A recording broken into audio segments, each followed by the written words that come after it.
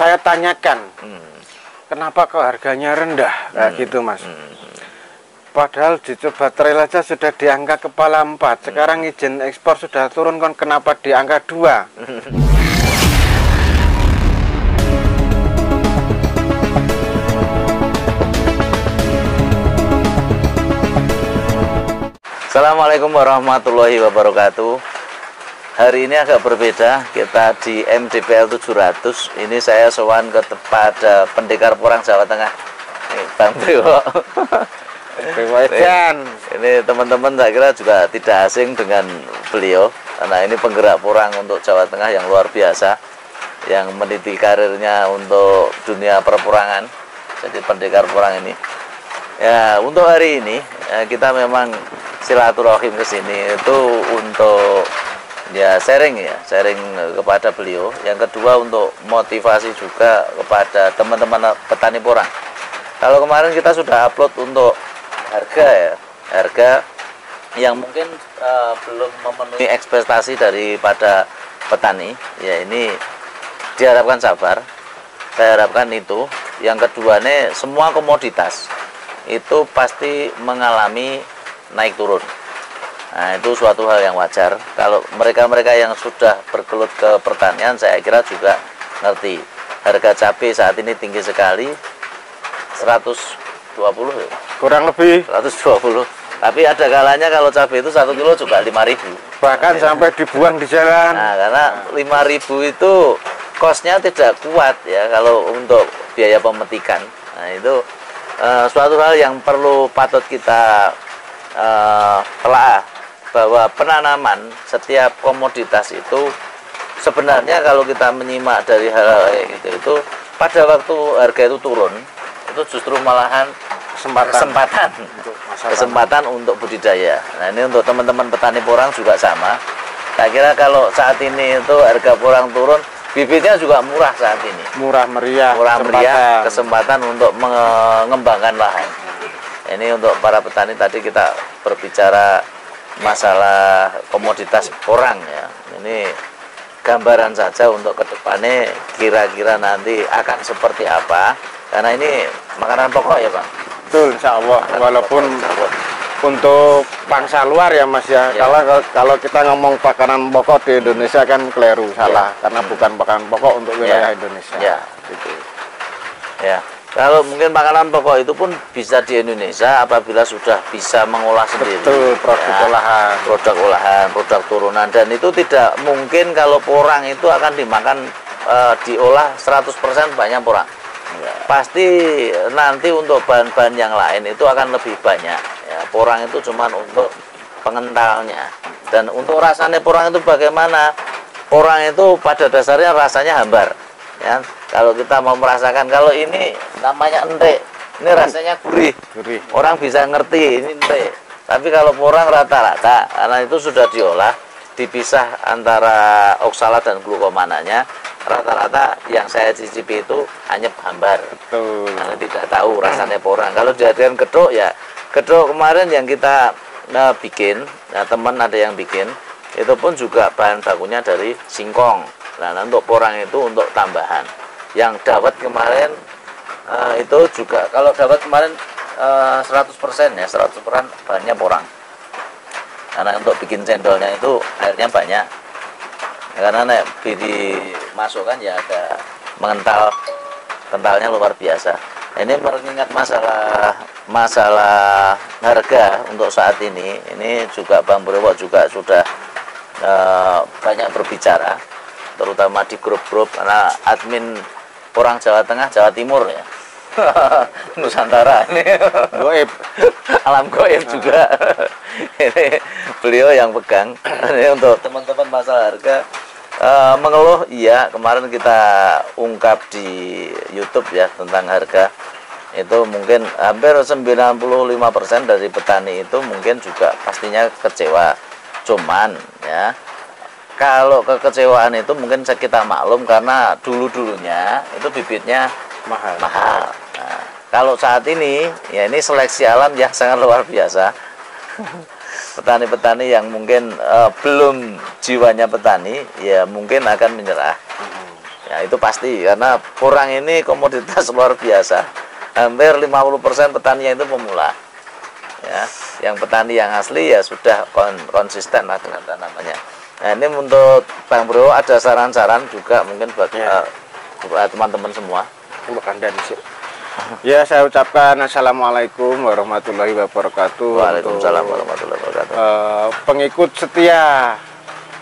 Apa Mas nama channelnya Mas? OMG. OMG Solo, untuk selalu senantiasa menyimak. Alhamdulillah pada siang hari ini saya kedatangan tamu sahabat saya juga ini, walaupun baru bertatap muka kali ini karena memang sudah lama juga ketemu di media sosial. Nah, di sini saya ingin menambahkan dulu untuk perkembangan komoditas porang saat ini, terutama gonjang-ganjing masalah harga. Ya. Kenapa Bang kok harganya masih rendah? Ya. Apa porang masih laku ke depannya? Terus bagaimana kita sebagai petani pemula? Nanti sedikitlah kita akan berbagi informasi di sini. Siap. Memang pabrik itu baru mengalami proses pembukaan ekspor itu di sekitar 2 minggu dari sekarang Mas. Siap. Karena apa? Izin itu baru turun. Karena pabrik pun juga tidak mau berani berproduksi kalau nantinya ekspor itu nggak bisa turun. Ya. Uang berhenti di situ. Nah, setelah ini keran ekspor dibuka, alhamdulillah pabrik sudah mulai pada jalan. Nah, tapi kenapa kok harganya rendah Bang? Nah, itu yang jadi pertanyaan pemula, termasuk saya juga, karena saya juga tanam. Lemes lah kalau harga 2.500 per kilo, memang lemes. Belum masuk hitungannya kalau kita tanam di musim pertama dan kedua.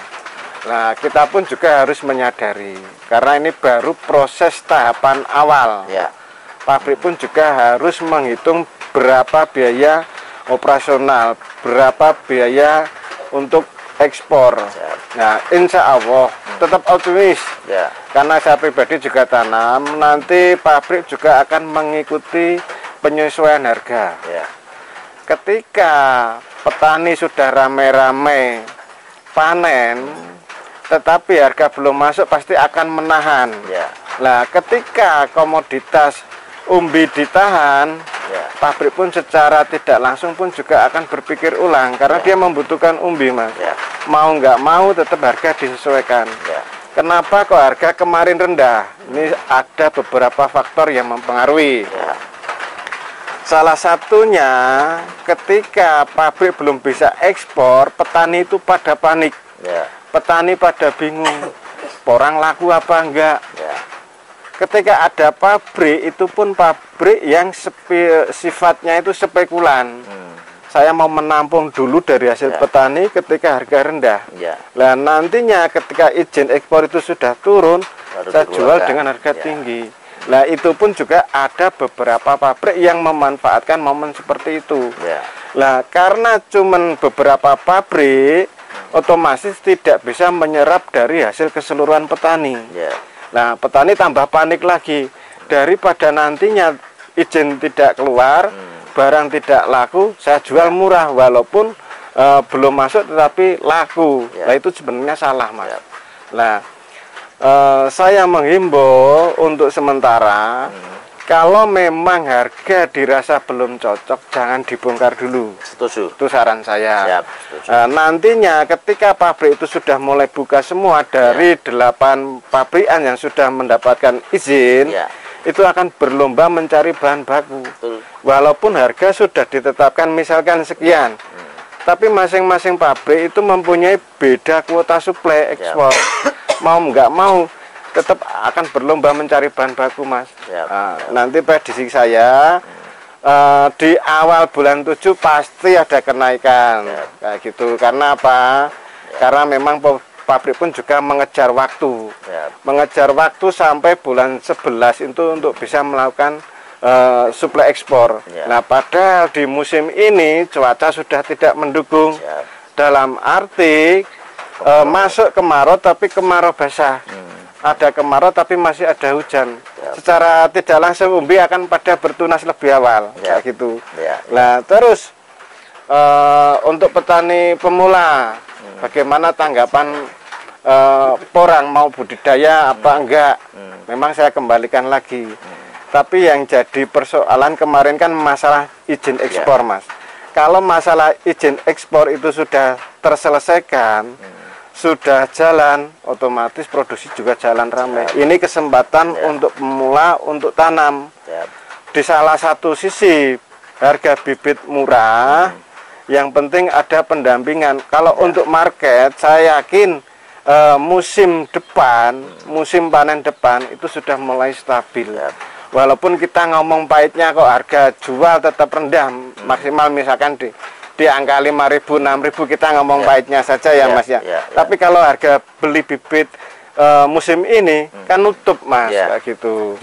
Nah, terus untuk yang sudah tanam, misalkan satu musim kemarin tanam, kalau memang harga saat ini belum cocok, jangan dibongkar. Sering-sering aja dicek di lahan. Kalau memang umbi itu masih bagus, biarkan di lahan. Nanti bisa dipanen di musim berikutnya ketika keadaan pasar sudah stabil, sudah mapan. Insya Allah nutup. Untuk saran saya seperti itu Mas. Mungkin kalau ada pertanyaan dari apa namanya penyimak silahkan nanti bisa komunikasi sama Mas juga. Kalau untuk masalah market kuota, alhamdulillah sudah lancar. Cuman harganya belum nutup. Karena ini salah satu pabrik itu sudah membutuhkan kuota suplai 200 ton per hari.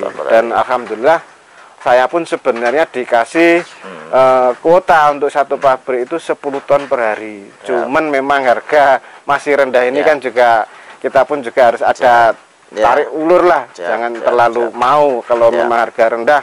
Daripada kita rugi, yang mending ditahan dulu. Karena beberapa minggu, bulan ke depan pasti ada kenaikan. Kayak gitu Mas. Amin, amin. Ya, kita berdoa semua ya untuk masalah harga. Saya yakin kita bukan memihak kepada pabrik atau memihak kepada petani. Ya, ini posisi saya sama Bang Prewo ini mungkin juga sama. Kita juga petani, saya juga nanam. Kan itu posisinya kita juga sama. Saya bukan orang pabrik, tapi kita cuma membantu petani mendistribusikan hasil dari olahan petani itu kepada pabrik. Kendala pabrik tadi sudah sampaikan bahwa untuk perizinan itu diantara terakhir ini 8 perusahaan ya yang sudah lolos ke GACC. Ya, yang ke Cina itu pasti GACC, yang tidak ke Cina tidak pakai GACC. Nah, ini kendalanya baru keluar, baru terbit beberapa minggu yang lalu ya. Nah, itu. Kalau keran ekspornya sebenarnya sudah dibuka di pemerintah Indonesia di tanggal 21 November tahun lalu sebenarnya. Ini obrolan santai sambil ngopi, sambil makan roti bakar Mas, kayak gitu. Oke, siap. Nah, ini kendala-kendala pabrik sebenarnya sudah teratasi. Kembali lagi ke kendala petani ya. Petani karena saat ini itu dibutuhkan untuk registrasi lahan. Nah, ini registrasi lahan dari dulu mungkin juga ini pendekarnya setiap orang yang mungkin tidak sejalur. Nah, mau nggak mau kita harus bikin registrasi lahan. Ini banyak yang agak susah. Terusan kemarin saya sudah sowan ke dinas ya, ketemu Pak Provinsi. Nah, kebetulan ketemu dengan Bapak Kadin, kepala dinasnya yang berkenaan dengan registrasi lahan. Kita sudah sampaikan bahwa masalah registrasi lahan karena permintaan dari pabrik itu memang harus ada registrasi lahannya. Sementara data-data petani yang kita terima itu hampir 90% masih baru NIB ya. Untuk GAP-nya belum keluar. Nah, pas pada waktu saya ngambil GAP saya, karena GAP saya sudah jadi ya, alhamdulillah.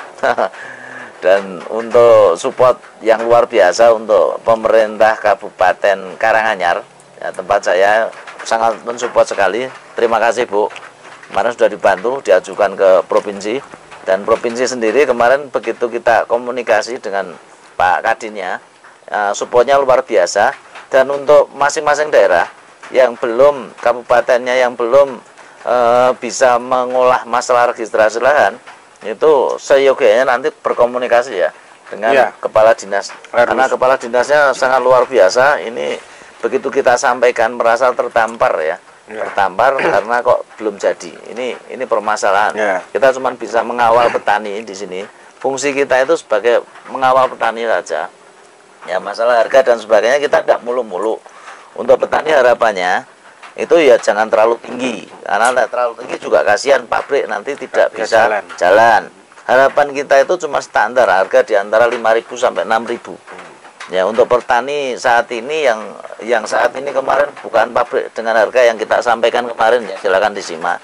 Kalau misalkan belum merasa cocok, ya jangan dibongkar. Tapi kalau misalnya sudah kepepet, butuh uang dan sebagainya, nggak ada pilihan lah. Nggak ada pilihan, ya kita siap untuk menjembatani. Ya ini kembali lagi pilihan kepada teman-teman petani semua. Nah itu kita cuma bisa mensupport. Ya Bang Priwo ini posisinya juga bingung. Saya juga bingung. Kayak gini ya. Saya menambahkan untuk masalah registrasi ya. Registrasi lahan itu sifatnya itu adalah program pemerintah untuk membantu kelangsungan kelancaran proses ekspor dari pihak pabrikan. Kalau pabrik itu izinnya selain salah satu syaratnya itu registrasi untuk menerbitkan izin rumah kemas, ada izin lainnya yang membutuhkan proses dan waktu yang lama dan biaya yang tidak sedikit, Mas. Nah, kita sebagai petani tidak ada salahnya mengikutilah anjuran dari pabrikan dan pemerintah memang untuk membantu kelangsungan kayak gitu. Kalau registrasi itu tidak bisa sifatnya menaikkan harga, tidak bisa. Cuman itu membantu proses kelancaran dan dengan sendirinya nanti akan mengikuti kenaikan harga juga. Indahnya seperti itu. Nah, terus untuk program registrasi gimana yang sudah jalan, apa yang belum? Ya kalau memang ada waktu segera dilanjutkan. Insya Allah kalau dari dinas, dari pemerintah itu saya nilai sudah aktif, sudah bagus, Mas, responnya.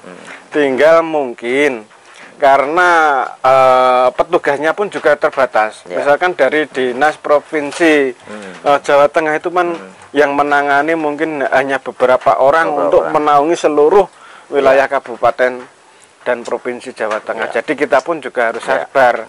Apalagi kadang aplikasi pun juga ada gangguan teknis. Untuk saat ini aplikasinya ada gangguan ya. Baru dibuka kemarin, teman-teman pada kalau bingung nanti bisa ditanyakan sama yang sudah jalan. Bisa juga komunikasi sama orang-orang dinas seperti itu. Insya Allah dinas responnya bagus. Saya anggap juga bagus, membantulah. Nah, terus untuk manfaat registrasi selama pabrik juga membutuhkan persyaratan itu tetap masih digunakan, masih diperlukan karena itu hubungannya dengan kuota nantinya untuk pabrik bisa ekspor. Gitu, Mas.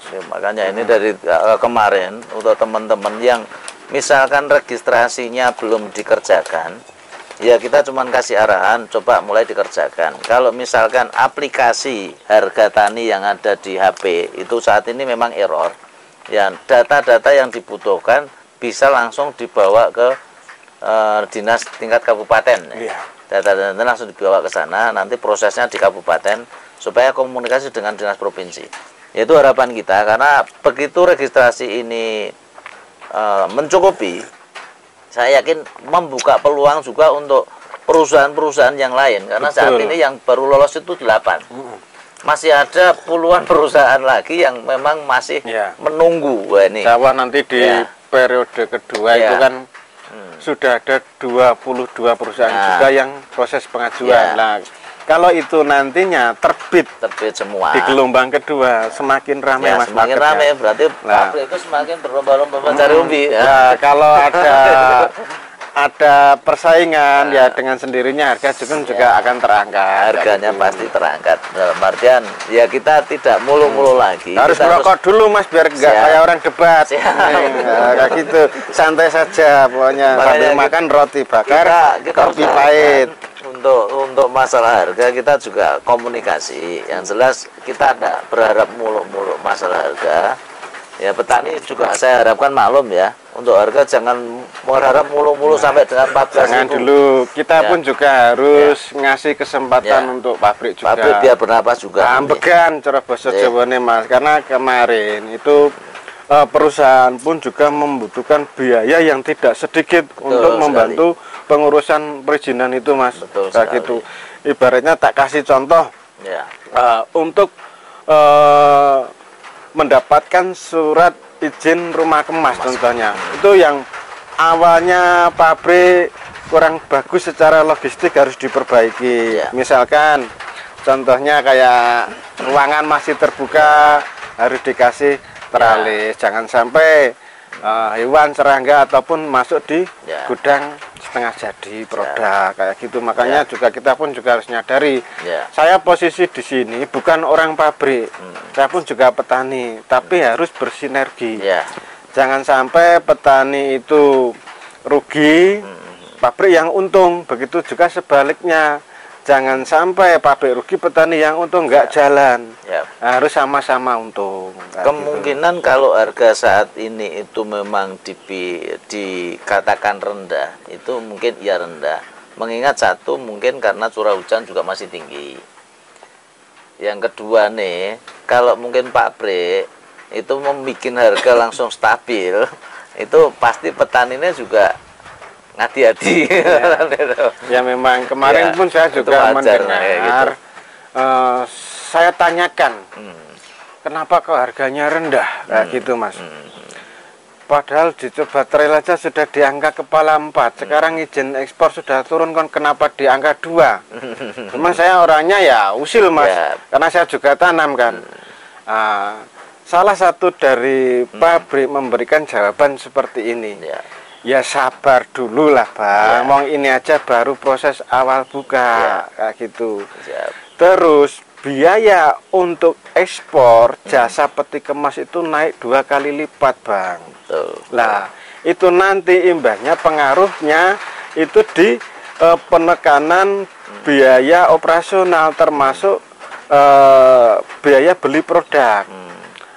Tapi nantinya ketika hal-hal yang sifatnya itu bisa ditekan, Ya. dengan sendirinya akan menaikkan harga. Betul gitu. sekali. Insya Allah, karena dalam komoditas porang itu sistemnya seperti ini.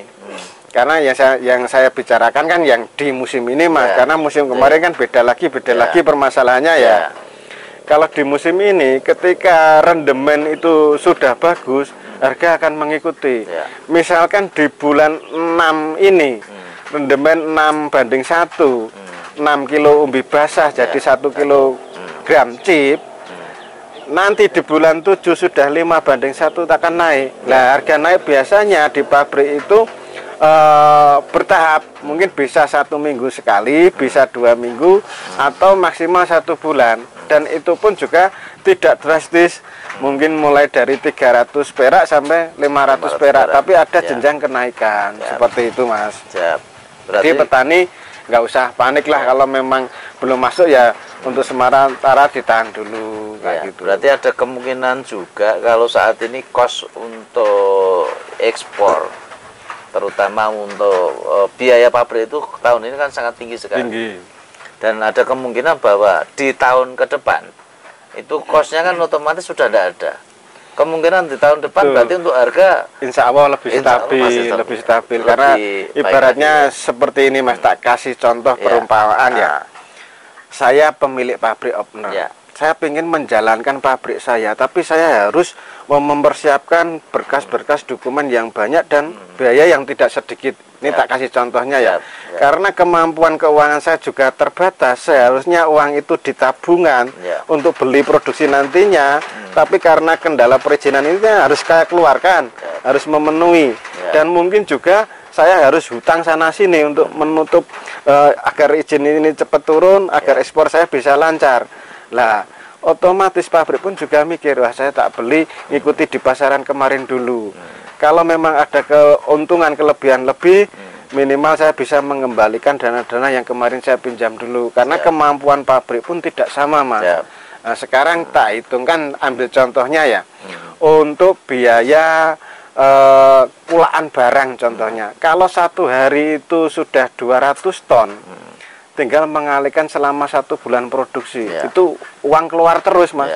Nah, uang masuk itu kan ketika sudah ada proses ekspor. Nah, kayak gitulah. Kalau pabrik juga nggak kuat secara finansial ya, sama saja mas, harus pinjam sana sini kayak gitu, sama saja kita cuma beda posisi. Kalau pabrik memang mengambil hasil panen dari petani baru diekspor lah. Kalau petani pun juga kayak gitu. Saya mau ngolah lahan tapi dana terbatas, untuk sementara mungkin saya pinjam sana sini, beli pupuk, beli lain-lain lah. Nah nanti kita kembalikan ketika sudah panen kayak gitu lah. Panen kan juga berharap harga tinggi dulu. Kalau petani kan sebaliknya mas, karena nanti harapannya untuk mengembalikan uang-uang yang telah dipinjam seperti itu. Berarti intinya kan harus ada memang benar-benar sinergi antara petani dengan pabrik. Persyaratan coba diikuti ya untuk teman petani yang mungkin nanamnya sedikit. Nah, ini banyak yang bertanya, nanam sedikit bagaimana? Ya nanti kita coba kasih solusi lah. Nanti bisa hubungi kita. Nanti untuk Bang Brewo izin ya nomornya nanti saya cantumkan. Monggo silakan kalau ada yang. Ini Bang Brewo posisinya di Ungaran. Ungaran ini lereng Gunung Ungaran. Ini baru proses perluasan lahan mas. Karena untuk petani-petani di sini, alhamdulillah. Kalau masalah market porang ke depan dia sudah paham, jadi rasa kekhawatiran, takut orang nggak laku itu sudah nggak ada. Intinya di sini kita bagaimana misalkan kok harga rendah kita masih bisa untung. Nah itu caranya seperti itu mas. Nah seperti apa contohnya? Ya mungkin belajar bagaimana kata isi 100 sampai 200 itu satu musim bisa tembus produksi. Hitungannya seperti itu. Nah alhamdulillah di sini pun juga sudah mulai buka lahan, memperluas. Kalau untuk market pun kita sudah nggak khawatir. Ibaratnya petani mau kirim ke pabrik sendiri pun karena dia sudah registrasi lahan, sudah ada nomor GAP-nya, tak bantu market masuk ke pabrik langsung kayak gitu. Siap. Intinya sebenarnya untuk porang ini mungkin berat pada waktu awal karena harus membeli bibit ya. Apalagi nek tahun kemarin, tahun kemarinnya lagi untuk harga bibit masih tinggi. Iya berat mas. Berat. Hitung-hitungannya kalau dihitung mungkin BIP-nya ya kurang. Iya. Tapi kalau saya sendiri, kalau sudah berjalan bertahun-tahun, akhirnya bibit punya sendiri dan sebagainya, ya kosnya ringan. Lumayan kita ngitung untuk harga pun sebenarnya juga masih masuk dalam artian itu. Yang harus digarisbawahi itu terutama tentang market mas. Market dulu karena petani itu kan takutnya masih ada lah pemikiran. Jangan-jangan porang itu kayak gelombang cinta itu kan masih ada. Apalagi keadaan seperti kemarin itu secara tidak langsung kan menguatkan hal seperti itu mas. Yang perlu digarisbawahi, porang itu komoditas ekspor. Itu ibaratnya 80%-nya itu ekspor. Yang menerima itu negara luar. Jadi kita pun juga harus mengikuti aturan kayak gitu. Lah terus kalau masalah ekspor sudah teratasi, berarti jalurnya perputaran porang itu sudah, insya Allah sudah nggak ada masalah mas kayak gitu. Kalau harga nanti ya kita semua berharap membaik lagi lah, kembali stabil ya, nggak harus seperti kemarin-kemarin karena kalau terlalu booming pun juga nanti banyak pemain yang masuk lah di situ ada yang kuat mental, ada yang enggak kayak gitu mas. Betul sekali. Ini terima kasih. Luar biasa untuk hari ini kita dapat pencerahan yang mudah-mudahan mencerahkan lah. Yang kita harapkan nanti dari petani tetap dijaga untuk semangatnya. Ya ini kesempatan dalam artian mungkin juga kalau yang ini bisa melihat ini sebuah kesempatan silahkan. Karena ini memang benar-benar kesempatan untuk komoditas. Kalau memang mau mengembangkan saatnya memang mengembangkan saat ini. Ya karena pupuk harganya murah. Dan untuk bibit sangat murah sekali ya, ini kesempatan untuk mengembangkan yang luar biasa. Tapi kalau ada teman-teman petani yang mungkin mentalnya agak turun, ya silahkan kembalikan kepada teman-teman semua. Mau berhenti menanam yang lain itu hak panjenengan semua. Yang jelas kita cuma bisa menjembatani ya, membantu untuk penjualan. Yang jelas pasarnya sudah tersedia. Kita cuma memberikan informasi bahwa pasar itu memang benar-benar tersedia. Bukan istilahnya porang itu tidak laku, tidak ada pasarnya.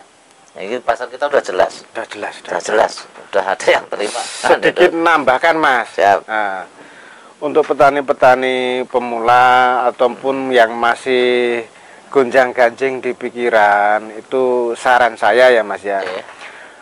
Perbanyak kumpul-kumpul sama orang yang paham porang. Itu salah satu jalan. Karena kalau kita ketemunya sama orang yang nggak paham porang, pasti semangat kita akan turun, akan down. Tapi kalau yang sudah paham, insya Allah akan ngasih semangat, tapi berdasarkan fakta dan data. Tidak harus muluk-muluk kayak gitu, enggak. Tetap, karena porang itu komoditas sudah dibudidayakan puluhan tahun, Mas. Bahkan jenengan tahu sendiri kah, Jawa Timur itu sampai 3 generasi. Bukan permainan, cuman memang musim kemarin ada kendala masalah ekspor perizinan kayak gitu. Insya Allah kalau ekspor di musim ini udah jalan, sudah ditata, pemerintah pun juga ikut hadir, dalam arti juga mensupport, mengawal. Insya Allah komoditas porang itu akan lancar, akan kembali stabil. Insya Allah, semangat lah. Saya sendiri juga nanam, ibarat nanam itu modal pajero satu ya masuk. Kalau dijual sekarang ya paling kembalinya L300 kayak gitu. Ya nggak apa-apa lah, semangat, tetap semangat lah. Ibaratnya 1 musim, 2 musim gagal, 3 musim ini kalau kita perbaiki, insya Allah kembali kayak gitu. Tapi kalau kita sudah menyerah di jalan, ya hutang yang ada kayak gitu. Tetap semangat lah. Buahnya belum matang, sudah jalur dipedek ya, kurang manis kan itu. Ya, seperti itu Mas. Ya, mungkin itu yang bisa saya sampaikan untuk petani di seluruh Indonesia. Tetap semangat. Kalau saya pribadi semangat, jenengan juga harus semangat. Jangan lupa like, subscribe, dan bagikan kayak gitu. Karena saya nggak punya YouTube, monggo belajar dari YouTube bisa, dari grup bisa, dari teman-teman juga bisa. Intinya kita maju bersama, sukses bersama Mas kayak gitu. Oke, terima kasih sekali ya, sama-sama Mas untuk kesempatan hari ini. Jelas kita dapat pencerahan yang luar biasa. Mungkin kita cukupkan dulu ya untuk saat ini. Berbahagia selalu, sukses selalu buat teman-teman semua. Tetap semangat. Apabila ada salah kata yang kita ucapkan semua, kita mohon maaf yang sebesar-besarnya. Billahi taufiq wal hidayah. Assalamualaikum warahmatullahi wabarakatuh. Waalaikumsalam warahmatullahi wabarakatuh. Mat.